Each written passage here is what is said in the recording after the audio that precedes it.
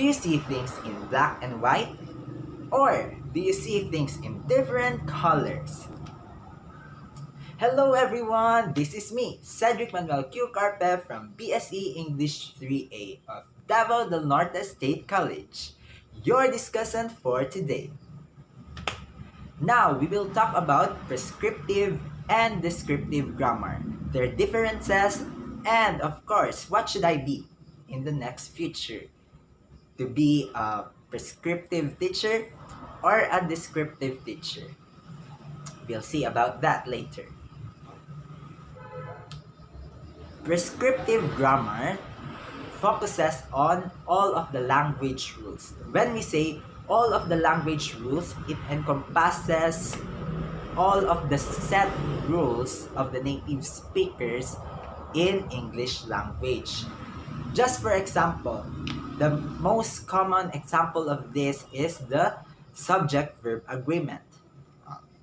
Just like how you use the has should be accompanied with singular pronouns or singular subject. Like, she has. It should be she has, not she has. On the other hand, though it is singular, you should say you have or I have. That is the rule for the first pronouns, first person pronouns. Okay, another example for prescriptive grammar is the use of the tenses. The present tense, past tense, future tense, the simple present, the simple past, and so on and so forth. So another example for prescriptive grammar is the stress. Stress affects the semantics or the meaning of the words. Just like, for example, project and project. Project could be a school task, while project means like this. How you project on a camera. That's it. The difference between the two, project and project. Oh, so sorry. Project and project. Now we will proceed to descriptive grammar. When we say descriptive grammar, it is still about the language rules, but it is set by the people around. It is how we normally use our language in a conversation or in a casual setting. It is how we are practiced in using our language within the social group that we are in. So do you get it? Descriptive grammar. That is descriptive grammar. A good example of this is like in the Philippine context, we are used to say these words: foods, informations, bacterias. Although adding s to it is not necessary anymore because it is already plural. But for the Filipinos, adding s could imply that it is plural. It is many, not few. Well, another example for it is in other countries, the superlatives is now applicable to many other words, such as beautifulest and handsomest.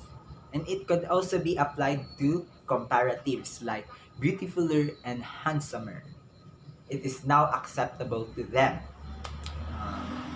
But when we consider prescriptive grammar to it, it is a big no. It is not accepted in the prescriptive grammar because it should be most beautiful, more handsome, and most handsome. That is the correct way of stating that words. Okay, now let's go to the main question here. Should I be a descriptive teacher or a prescriptive teacher? Okay. Here in the Philippines, as a native like speaker and as an English language teacher, I am expected to become a prescriptive teacher because that's how we learn, that's how we properly learn language within a classroom setting. Um, you should teach your students how to properly choose their words, how to pronounce words correctly, how to use other vocabularies that is available in dictionaries that can be seen in thesaurus and so on. And of course, that's that is simply how we use our language. That's how should we use our language rather. On the other side of me, I really wanted to become a descriptive teacher because I don't want to build anxiety for my students in speaking English language. I don't want to put a big pressure on them that hinders them from expressing their thoughts and um, just to make their self understandable and more comprehensible. I don't want that. I wanted them to become more creative in speaking, more innovative in speaking, more flexible, more versatile. I want them to become like that, not just competent in memorizing those language rules that has many exceptions, of course, but to, to appropriately use them. I want my students to be like that. Let's go back to prescriptive. Being a prescriptive teacher is also important because it hones the language development of the learners. It sets the standards of properly using the language. I don't neglect the fact that prescriptive grammar is still important in child's development.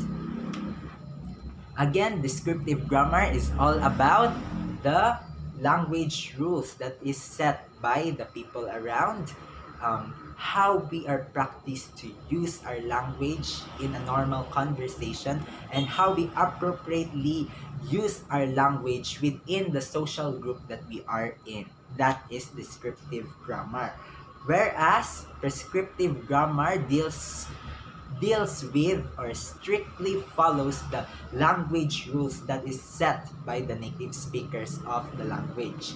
It is it involves the linguistic patterns, the grammatical structures, and all of the other language rules that is set for a long period of time. That would be all. I hope you have learned much today. Thank you and God bless.